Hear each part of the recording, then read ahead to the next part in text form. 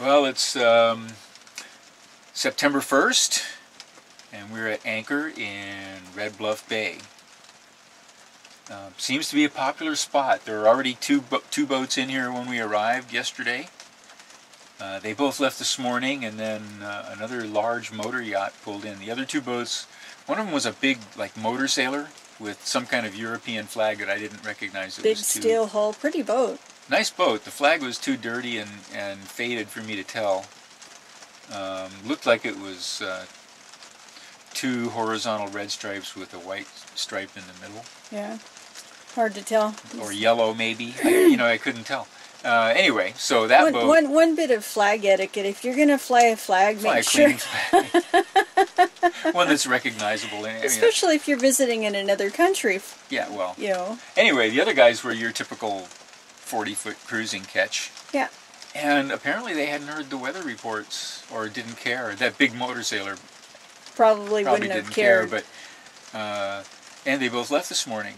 So we ducked in here deliberately and planned to stay for a couple of days because we had heard the weather reports outside while we were out there. Yeah, they were expecting 20 to 25. Well, yeah, and then the current's flowing.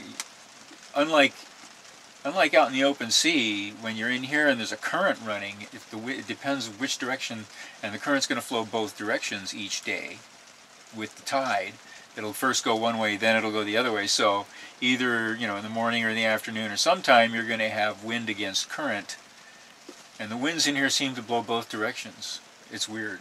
All the fishermen that we talked to in Port Alexander said the same thing. You never know.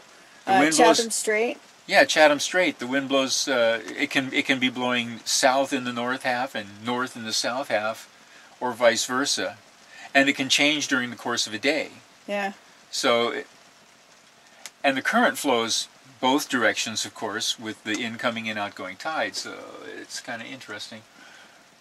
But meanwhile, because there were small craft advisories on the inside and gale warnings on the outside of Baranof Island, we knew we were going to be staying an extra day here. Yeah, we knew. So I mean, we knew that when we started off. We knew we had a window of one day, and so we took the day to get up here, 7.5 hours from Port Armstrong. Yeah. Just an awesome place, but it's raining and it's cold. It's cold and wet. So.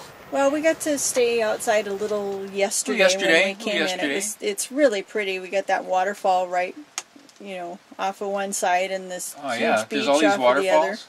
But still, meanwhile, we're hanging out inside the boat. Laura made awesome biscuits and gravy this morning. It was so good we had it again for lunch. And well, we had leftovers. We had leftovers for lunch. Yeah, it was great. Made it out of the backpackers, the Mountain House dehydrated, freeze-dried, whatever, beef patties. Yeah. With spices and sautéed up an onion and put some mushroom soup in there. First we fry an onion, then then we decide what we're going to have. Mushroom soup and beef patty, and then you made biscuits, and it was great. It was awesome. They're spending the day reading.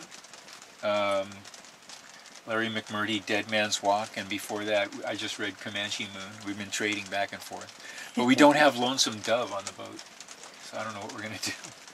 Well, we'll find that later. We'll get that later. It's kind of the last book.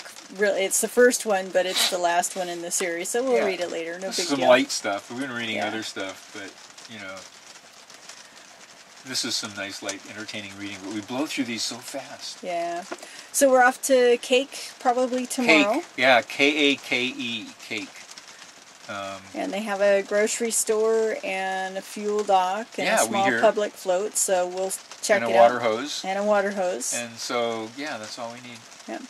That's one thing. It's been kind of interesting. There's really not much up here for places to supply and fuel up. And services and amenities are definitely on the limited side. Few and far between. But the people are friendly. I mean, in Port Alexander, there's no power at the dock, but their electricity comes from generators and batteries. Yeah. All their electricity from generators and batteries.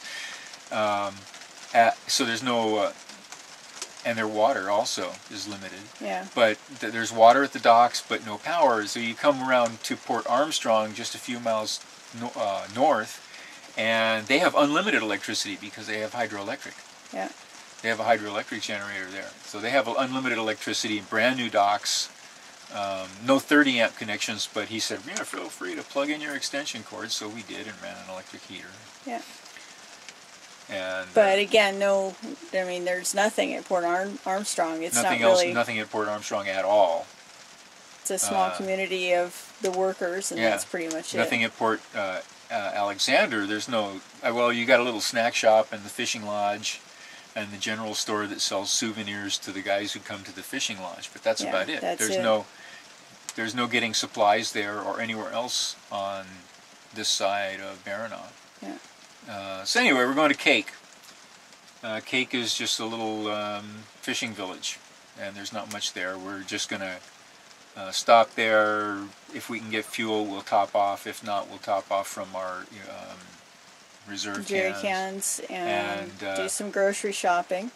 Do what we can, and then around to Portage Bay, and then to Petersburg. That's our plan. We'll see how it goes. I think this one will work out, you know, except for the timetable. No telling how many days it'll take. Yeah. But the two-stop thing, I think, is, it is going to work.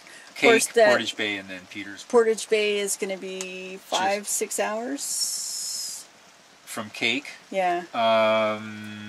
Yeah, something like that. And then Petersburg's going to be a long haul. No, Petersburg's not that far from Portage Bay. Okay. 5 hours, I think, maybe at the most. You know, I don't even remember. It may be shorter. I broke it up into pretty short jumps. The longest that we're going to have is from here to Kake, I think, and that's only 5 hours. Yeah. According to plan, you know, wind and currents and all that other stuff have an effect. And we're crossing over into Frederick Sound. Crossing Chatham Strait into Frederick Sound.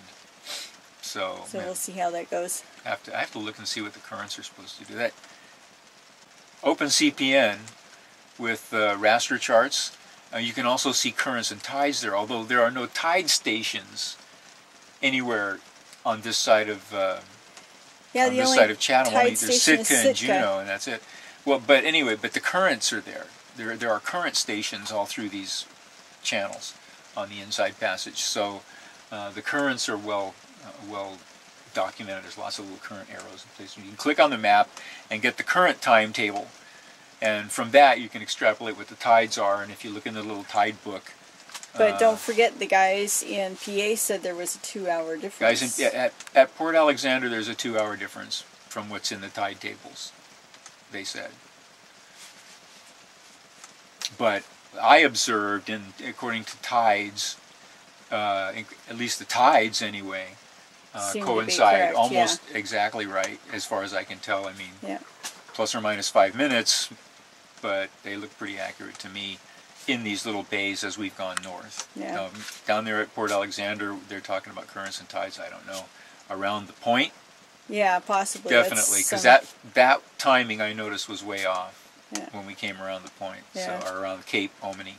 So anyway, so we're here in Red Bluff Bay, and we'll be here for a couple of days at anchor, just hanging out.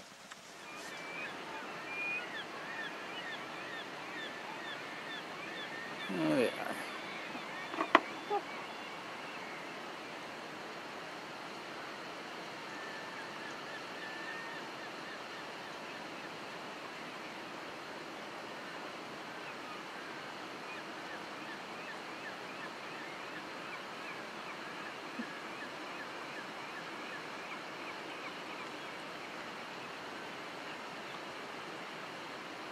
You want to inflate the kayak?